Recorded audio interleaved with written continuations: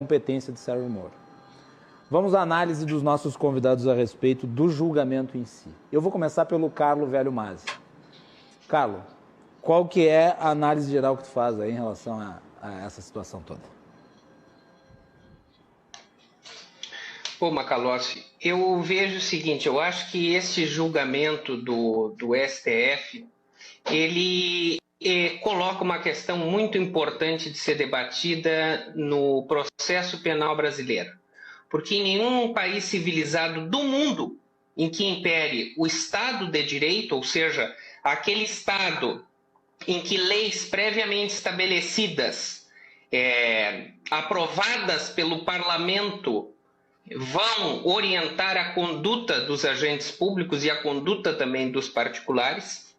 Em nenhum outro estado é possível que uma pessoa acusada de um determinado delito não seja julgada por um juiz imparcial e que não tenha o direito de recorrer a um tribunal imparcial.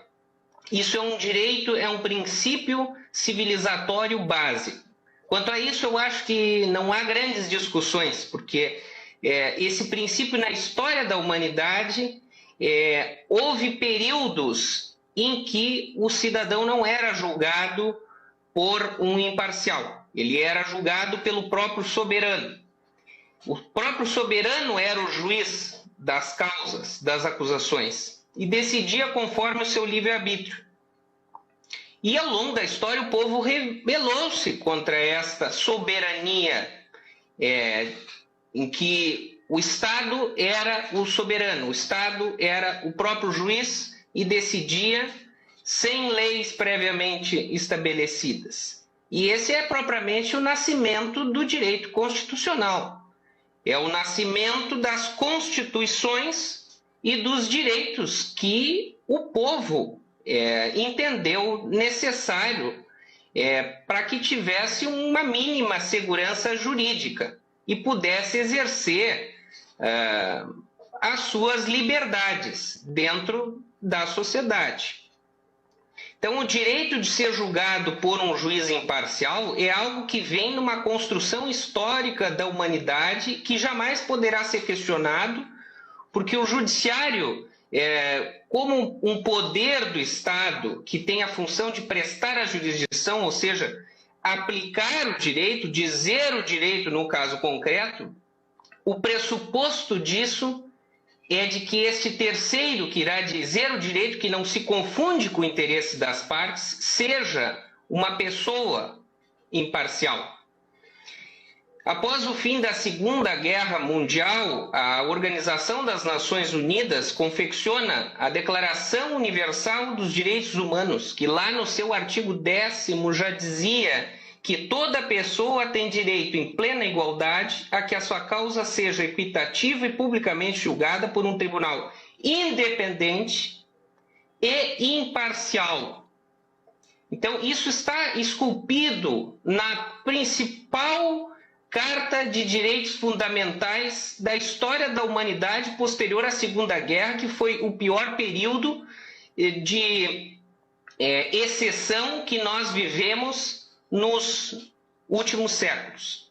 Em 1966, criou-se também no âmbito da Organização das Nações Unidas o Pacto Internacional sobre Direitos Civis e Políticos, que lá no seu artigo 14 diz que todas as pessoas são iguais perante os tribunais e as cortes de justiça, e toda pessoa terá o direito de ser ouvida publicamente e com as devidas garantias por um tribunal competente, independente e imparcial.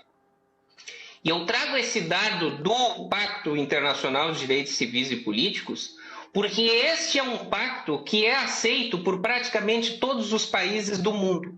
Os únicos países que não ratificaram e não assinaram essa carta, que é aceita pelo Brasil há muito tempo, foram a Arábia Saudita, Emirados Árabes, Omã, Mianmar e Malásia. E os que assinaram e não ratificaram, China e Cuba. Então, quer dizer, países que não são reconhecidos pela democracia, né? E o país que assinou e que manifestou desejo de sair, Coreia do Norte. Então, o Brasil tem um compromisso internacional até de fazer com que as suas instituições sejam respeitadas. Não existe jurisdição sem um juiz imparcial. Esse era o ponto principal que se discutia nesse habeas corpus, que, por sinal, é o instrumento principal da garantia da liberdade do ser humano, que nunca poderia ser restringido, porque a liberdade do homem é o principal bem. É o principal bem a ser buscado dentro de um Estado de Direito. Então, quando os ministros inicialmente entendiam por não conhecer o habeas corpus, eles não estavam dando a devida amplitude que esse instrumento historicamente sempre teve. E o que acabou vencido na segunda turma do STF, que entendeu que o habeas corpus poderia ter esse amplo conhecimento de, inclusive, analisar a parcialidade ou não do juiz, porque isso tem uma repercussão direta, e no caso concreto teve uma repercussão direta, sobre a própria liberdade do paciente, daquele que pleiteia junto ao judiciário o reconhecimento dos seus direitos.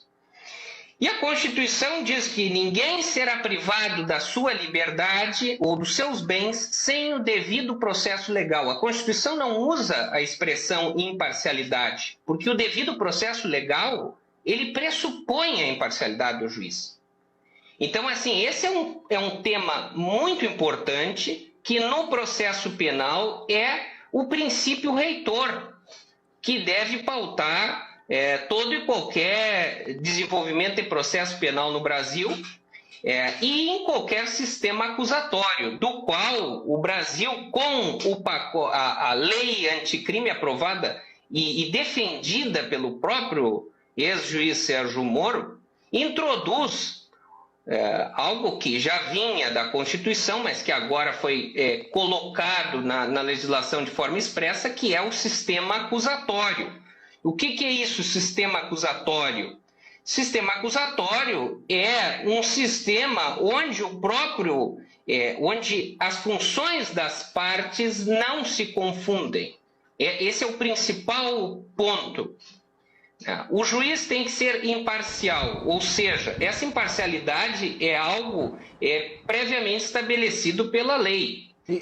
Não podemos confundir imparcialidade com neutralidade. Porque o juiz, que a decisão do STF foi justa? Bagagem. O Sérgio Moro, na sua avaliação, é parcial? Foi parcial?